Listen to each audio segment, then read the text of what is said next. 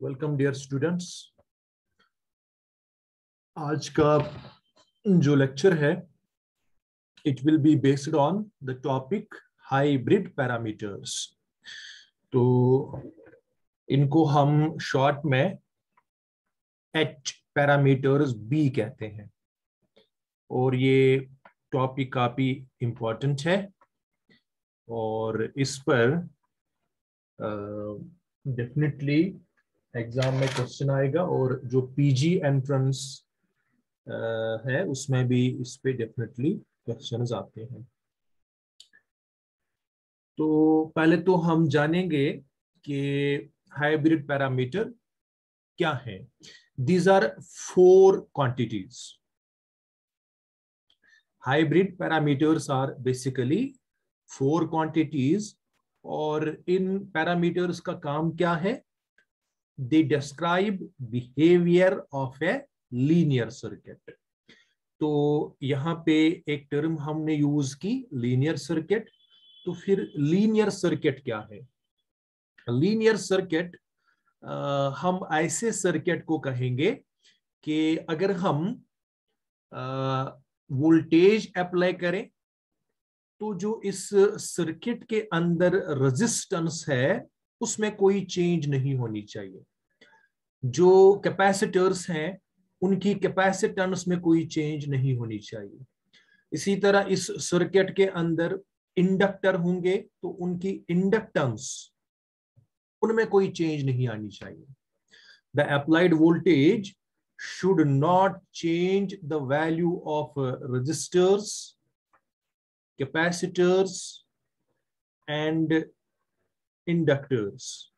इनकी जो प्रॉपर्टीज है resistance, capacitance and inductance, voltage जो हम अप्लाई करते हैं वोल्टेज के अप्लाई करने से, इंक्रीज करने से, डिक्रीज करने से जो सर्किट के अंदर रजिस्टर है उसकी रेजिस्टेंस, जो भी कैपेसिटर्स होंगे उनकी कैपेसिटेंस और जो भी इंडक्टर्स होंगे उनकी इंडक्टेंस के वैल्यू में कोई चेंज नहीं आनी चाहिए। Then we call this circuit a linear circuit. इसके बाद हम एक और टर्म को डिफाइन करेंगे and that is port, PORT। Port is simply a collection of 2 terminals. जैसा कि आप इस डायग्राम में देख रहे हैं कि इसमें इस सर्किट के साथ 2 वायर्स कनेक्ट हैं, 2 टर्मिनल्स हैं। तो 2 terminal they are called 1 port.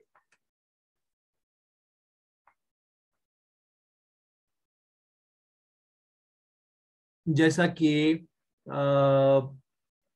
आप अगर अपना चार्जर यूज करेंगे तो चार्जर इसको हम कहेंगे 1 पोर्ट डिवाइस, क्योंकि उसमें जो है उसमें 2 टर्मिनल होते हैं इनपुट में। सो पोर्ट इज सिंपली 2 टर्मिनल्स। लेकिन एक कंडीशन भी इनको सेटिस्फाई करनी है and that is called port condition. अच्छा, पोर्ट कंडीशन क्या है? पोर्ट कंडीशन मीन्स कि जितनी करंट एक टर्मिनल में से फ्लो इन होगी उतनी ही करंट दूसरे टर्मिनल से फ्लो आउट होनी चाहिए। यानी कि सर्किट के अंदर कोई सोर्स नहीं होना चाहिए कि करंट तो हम कम दें, सोर्स उसको और करंट ऐड करके ज्यादा हमें आउटपुट पे दे, या सर्किट के अंदर कोई सिंक नहीं होना चाहिए कि हम करंट तो दे रहे हैं 5 एम्पियर, उसमें से 1-2 एम्पियर तो अंदर ही खर्च हो रहे हैं, बाकी वापस हमें सिर्फ 3 ही एम्पियर मिलेंगे। तो ऐसा नहीं होना चाहिए। जितनी करंट हम इसको फीड करेंगे एक टर्मिनल से उतनी ही करंट हमें दूसरे टर्मिनल से वापस मिलनी चाहिए। तो इस कंडीशन को हम पोर्ट कंडीशन कहते हैं। तो नॉर्मली जो भी आप डिवाइसेस देखते हैं उनमें 2 पोर्ट्स होते हैं, यानी कि 4 टर्मिनल होते हैं। 2 टर्मिनल इनपुट में और 2 टर्मिनल आउटपुट में। सो दैट मीन्स कि we have to talk about two port network. एक पोर्ट में दो टर्मिनल होते हैं, तो two port means there will be four terminals. So a two port network means a kind of four terminal network is an electrical network or circuit or a device with two pairs of terminals connected to external circuits। कि यहाँ input में भी ये external circuit के साथ connect होगा, ये output में भी ये एक्सटर्नल सर्किट के साथ कनेक्ट होगा। तो इनपुट में भी इसके पास दो टर्मिनल है जिसको हम कहेंगे one port in the input, और इसी तरह आउटपुट में भी आप देखेंगे there are two terminals, so there is another port for output. और ऐसा हमने अभी तक क्यों पढ़ा? बिकॉज जो भी ट्रांजिस्टर एम्पलीफायर्स है they are all two port networks and they have two voltages and two currents, one voltage in the input and the corresponding input current। ये दो पैरामीटर्स हुए। इसी तरह आउटपुट में वहां पे है output voltage and corresponding output current.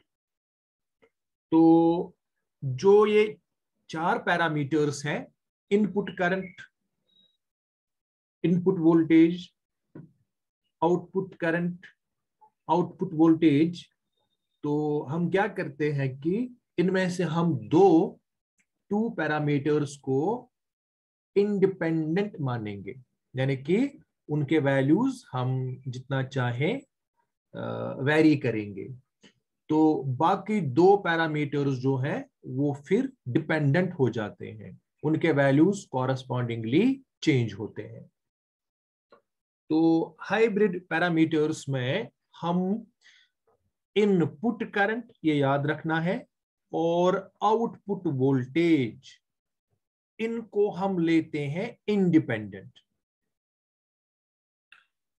Input current यानी कि I1, 1 स्टैंड्स फॉर इनपुट, और output voltage V for voltage, और इसके साथ जो सबस्क्रिप्ट 2 है 2 स्टैंड्स फॉर आउटपुट।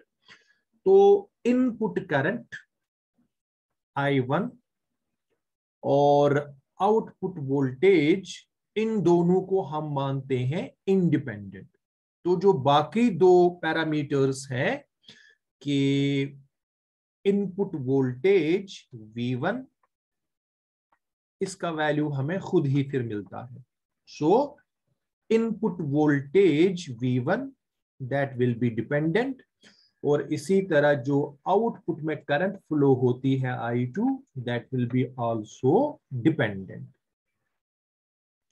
सो चार पैरामीटर्स हैं हमें, जो भी ट्रांजिस्टर एम्पलीफायर्स हैं, they are all two port networks, जिसमें दो टर्मिनल इनपुट के लिए है और दो टर्मिनल आउटपुट के लिए है, और इसमें हमारे पास चार पैरामीटर्स हैं, input current, input voltage, output current, output voltage.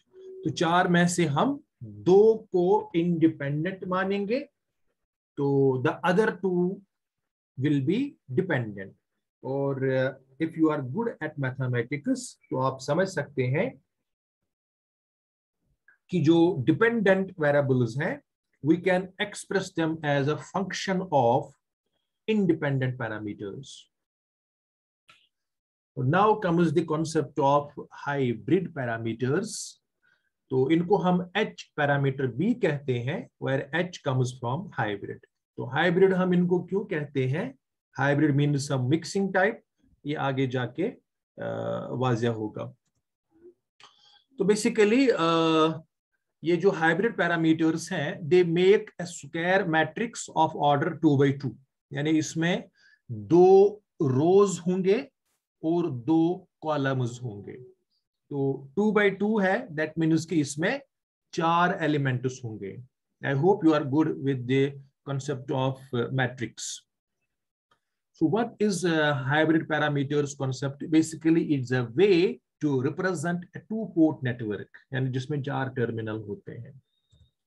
तो इसमें हम इंडिपेंडेंट वेरिएबल लेते हैं, इनपुट करंट I1 और आउटपुट वोल्टेज V2, और डिपेंडेंट वेरिएबल हम लेते हैं इनपुट वोल्टेज V1 और output current I2. So now we shall construct a matrix. This is the matrix.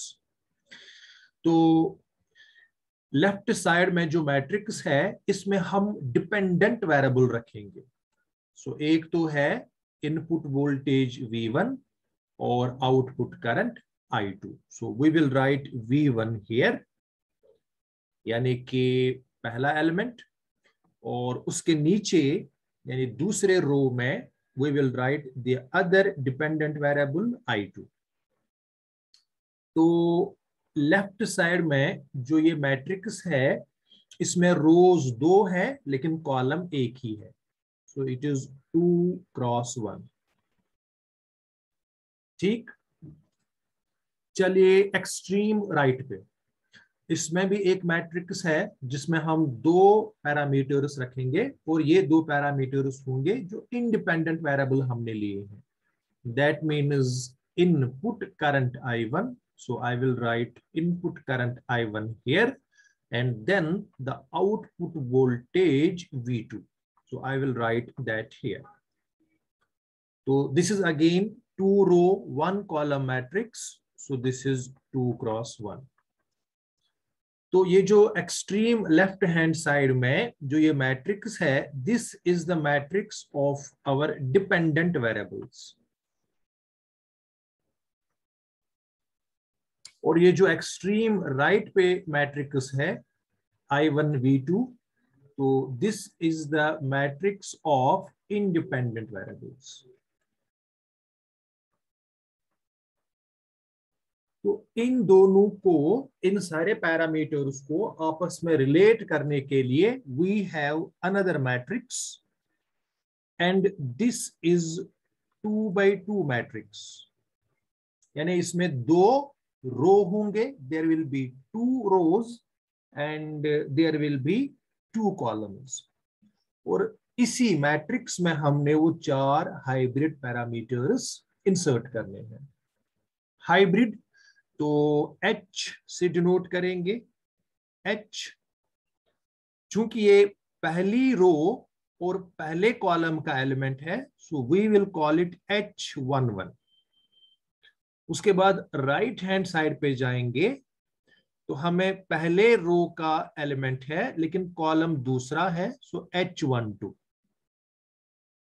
अब यहां पे आएंगे तो यहां पे दूसरा रो स्टार्ट होता है लेकिन कॉलम पहला है, so H21. And finally here this element is in the second row and second column.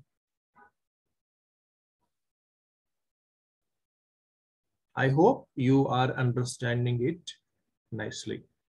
So these are the hybrid parameters. These are the H parameters. And they basically form a square matrix जिसका order है 2 by 2. तो ये तो आपको पता ही होगा कि जब हम 2 मैट्रिसेस को मल्टीप्लाई करते हैं तो पहली मैट्रिक्स का कॉलम और दूसरे का रो फिनिश, तो ऑर्डर क्या बचता है फिर 2 क्रॉस 1, जो कि हमें लेफ्ट हैंड साइड पे मिल रहा है. तो this is how we give the concept of H parameters. So this is the matrix. तो इसमें हमें कौन कौन सी इक्वेशन मिलेगी? I hope you are good at matrix. तो V1 will be equal to H11 multiply होगा I1 के साथ, सो H11 into I1 then plus फिर H12 मल्टीप्लाई होगा V2 के साथ, सो H12 will be multiplied into V2। ये हमारी इक्वेशन नंबर 1 होगी। इसी तरह I2 will be equal to H21 multiply होगा I1 के साथ, सो H21 into I1 then plus H22 will be multiplied with V2. So this will be our equation number 2. तो जैसा कि हमने I1 और V2 को इंडिपेंडेंट वेरिएबल्स माना था, V1 और I2 को डिपेंडेंट वेरिएबल्स माना था, so we get the dependent variables expressed in terms of independent variables. तो ये है वो इक्वेशंस।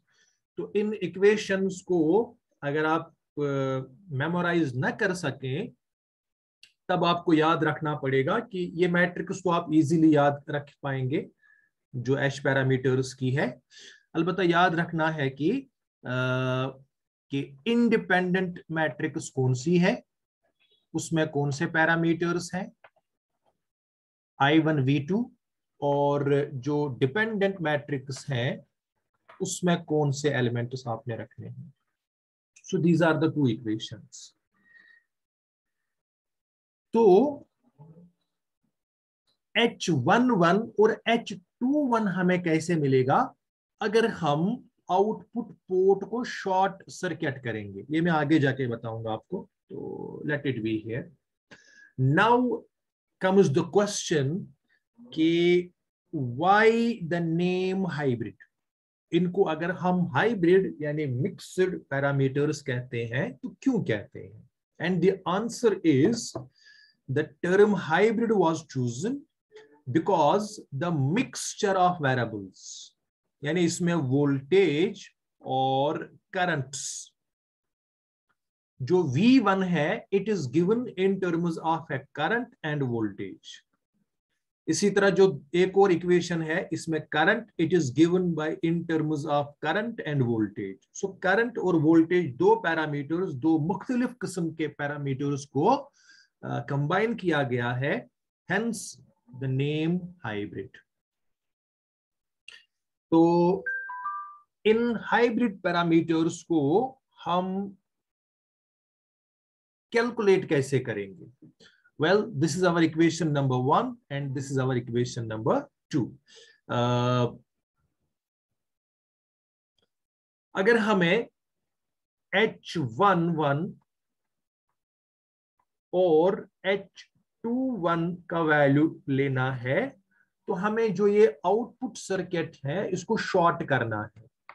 शॉर्ट का मतलब है कि ये जो ऊपर का टर्मिनल है और नीचे का टर्मिनल है इनके दरमियान वोल्टेज कनेक्ट नहीं करनी है, बल्कि इनके दरमियान हम एक कंडक्टर कनेक्ट करेंगे। सो दैट मीन्स जो ऊपर वाला टर्मिनल और नीचे वाला टर्मिनल है they are at the same potential, so the potential difference यानी वोल्टेज V2 विल बी 0। तो जब V2 will be 0, here also V2 will be 0, तो हमें सिर्फ पहले टर्म्स मिलेंगे। तो then H11 will be simply V1 by I1 and H2 will be simply I2 by I1। तो इस तरह हमें H11 और H21 के वैल्यूज मिलेंगे। इसी तरह हमें H12 का वैल्यू और H22 का वैल्यू कैसे मिलेगा? इसके लिए हमें जो ये इनपुट पोर्ट है इसको ओपन रखना है, यानी वोल्टेज तो अप्लाई करनी है लेकिन जब हम इसको ओपन रखेंगे ये क्लोज्ड सर्किट होगा ही नहीं तो करंट फ्लो होगी नहीं। सो I1 will be 0। So when I1 will be 0, then V1 will be equal to H12। तो ये टर्म और ये टर्म फिनिश होगी तो हमें H12 मिलेगा V1 by V2, H22 मिलेगा I2 by V2। तो इस तरह हम ये दो पैरामीटर्स H12 और H22 के वैल्यूज डिटरमाइन कर सकते हैं। तो इन दो पॉइंट्स को याद रखना है। हो सकता है कि ऐसा क्वेश्चन भी पूछा जाए कि जो 4 पैरामीटर्स हैं हाइब्रिड पैरामीटर्स, तो इनमें H11 या हो सकता है कि उसके साथ H21 भी हो, तो इनके वैल्यूज हमें कैसे मिलेंगे? तो the answer is by short circuiting output port. कि आउटपुट पोर्ट में जो 2 टर्मिनल हैं उनको हमने डायरेक्टली कनेक्ट करना है, तो आउटपुट सर्किट में V2 का वैल्यू 0 मिलेगा, राइट। और इसी तरह हमें H11 और H22 का वैल्यू कैसे मिलेगा? तो वो हमें इनपुट पोर्ट ओपन रखना है ताकि उसमें करंट फ्लो ना हो। चलिए केस 1, इसमें हम जो आउटपुट सर्किट है इसको शॉर्ट करेंगे। So we will directly connect these 2 terminals. सो V2 का वैल्यू 0 मिलेगा। When V2 is 0, तो equation number 1 will give us V1 is equal to H11 into I1, और इसी तरह equation number 2 will give us that I2 is equal to H21 into I1, because जो दूसरा factor है इसमें, दूसरी टर्म है, वो दोनों 0 बन जाएंगे। तो इन दो इक्वेशन से हमें 2 पैरामीटर्स मिलेंगे, एक तो H11 मिलेगा और H21 मिलेगा। चलिए सबसे पहले हम जाएंगे H11 पे। So we have got the equation. Remember, ये हम तब कर सकते हैं जब हमने आउटपुट पोर्ट को शॉर्ट सर्किट किया हो।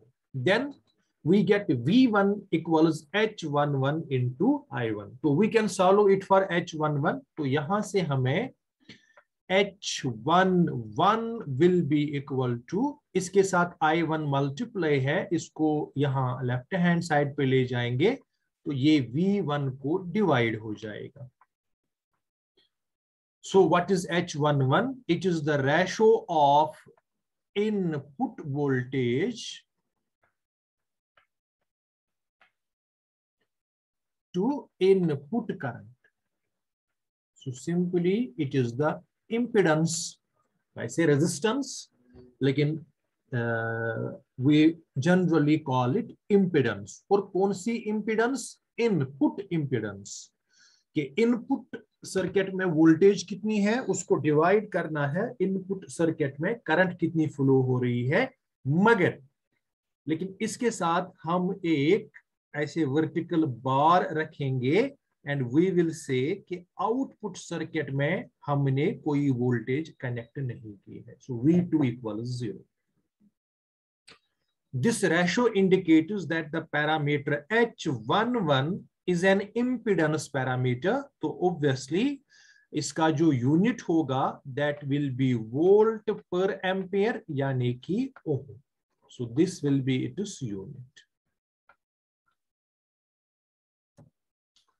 Now since it is the ratio of input voltage to input current with the output terminals shorted, it is called, नाम देख लें क्या है, short circuit. Short circuit stands for कि आउटपुट सर्किट में हमने शॉर्ट किया है। फिर क्या है? Input impedance parameter. इसको हम HI से भी डिनोट करते हैं। सो H11 is also denoted with HI। H तो हाइब्रिड पैरामीटर हुआ, I stands for input impedance।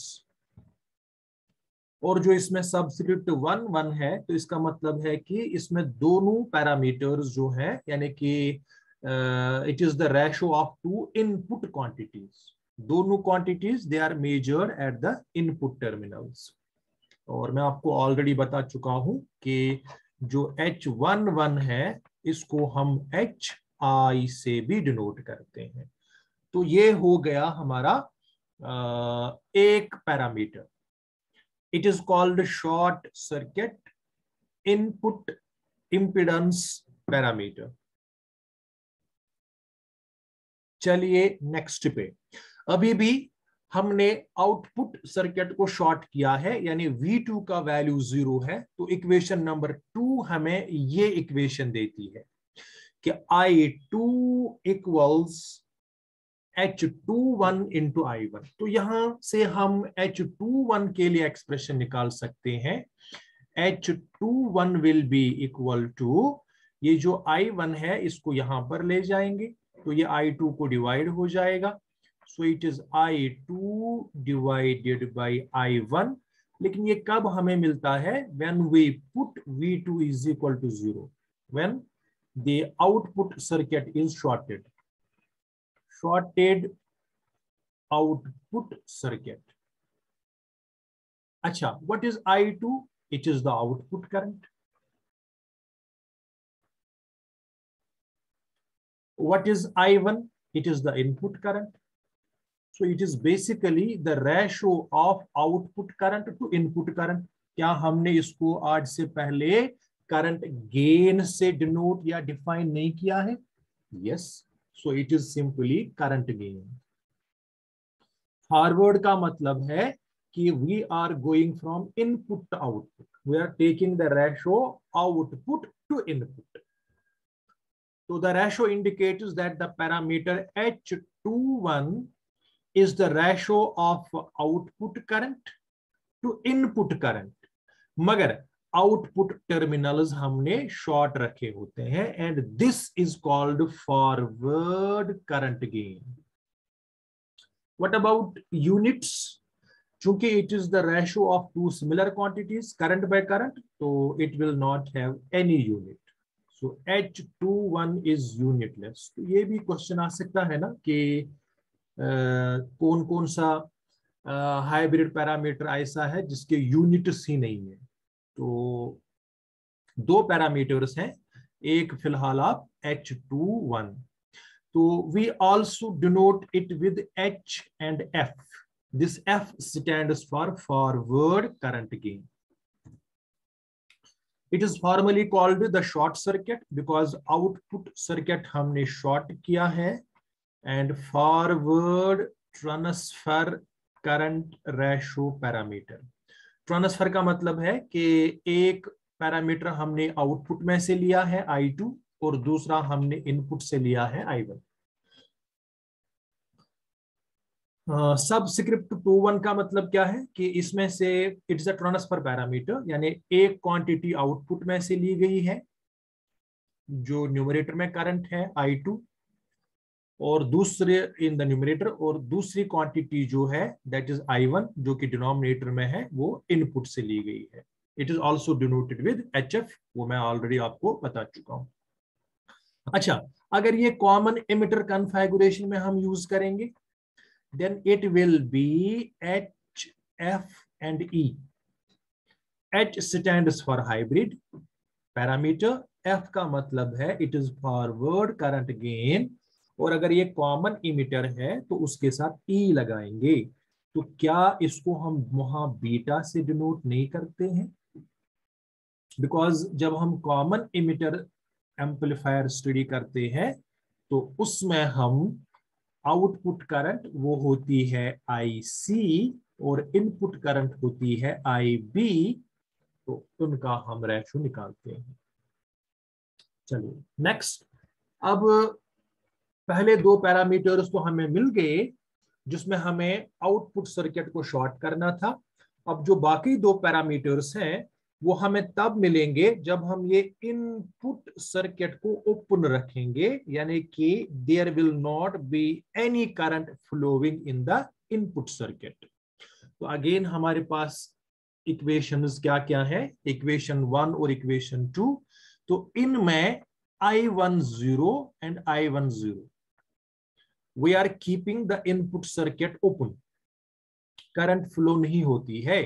तो equation 1 will give us that V1 will be equal to, पहली टर्म तो फिनिश होगी, we are left with H12 into V2। तो एक equation तो हमें ये मिलती है, लेकिन कंडीशन क्या है, when I1 is equal to 0। इसी तरह इक्वेशन नंबर 2 हमें क्या देगी, it will give us I2 is equal to H22 into V2। So this is another equation that we get, मगर शर्त क्या है, when there is no current flowing in the input circuit। तो ये दो इक्वेशंस हैं जिसमें से हम H12 और H22 के वैल्यूज इवैल्यूएट कर सकते हैं। So let us first go to this parameter H12। तो we have got equation that V1 equals H12 into V2। तो इसको हम सॉल्व करेंगे फॉर H12, दैट मीन्स कि V2 यहां चला जाएगा, it will get divided to V1। So we will get H12 is equal to V1 by V2। अब ध्यान दें, ऑब्वियसली कंडीशन है I1 is equal to 0। अब ध्यान दें, अगर ये V2 by V1 होता तो ये करंट वोल्टेज गेन होता, राइट। लेकिन चूंकि इसमें न्यूमरेटर में ही इनपुट क्वांटिटी है, इनपुट वोल्टेज, डिनोमिनेटर में आउटपुट वोल्टेज है तो ये current gain, but it is not forward current gain, इसको हम कहेंगे reverse current gain. That's why it is also denoted with H and a subscript R। The parameter H12, it is the ratio of input voltage to output voltage, और condition क्या है, जब हम input current को equal to 0 रखते हैं। Obviously इसके भी कोई यूनिट्स नहीं होंगे, this is also unitless. Why unitless? Because it is the ratio of voltage to voltage, obviously it will not have any unit। And it is called open circuit. Open circuit का मतलब है कि input circuit हमने open रखा है, और transfer का मतलब है कि इसमें एक पैरामीटर इनपुट का है V1 और दूसरा पैरामीटर आउटपुट का है V2। So that's why transfer. Reverse का मतलब है कि V2 by V1 नहीं है, फॉरवर्ड नहीं है, रिवर्स है, उल्टा है। न्यूमरेटर में ही इनपुट है और डिनोमिनेटर में आउटपुट वोल्टेज है। So voltage ratio parameter. तो सबस्क्रिप्ट 1 2 का मतलब है कि इसमें एक क्वांटिटी इनपुट से ली गई है और दूसरी क्वांटिटी आउटपुट से ली गई है। और टर्म रिवर्स हम इसलिए यूज करते हैं because the ratio is an input voltage divided by output voltage. जबकि अगर ये V2 डिवाइडेड बाय V1 होता तब हम इसको फॉरवर्ड वोल्टेज रेशो कहते या फॉरवर्ड वोल्टेज गेन कहते, बट दिस इज रिवर्स। तो इसीलिए इसको हम H एंड सबस्क्रिप्ट R से भी डिनोट करेंगे। चलिए लास्ट वाला अब बचता है, तो उसके लिए हमारे पास इक्वेशन है I2 is equal to H22 by into V2।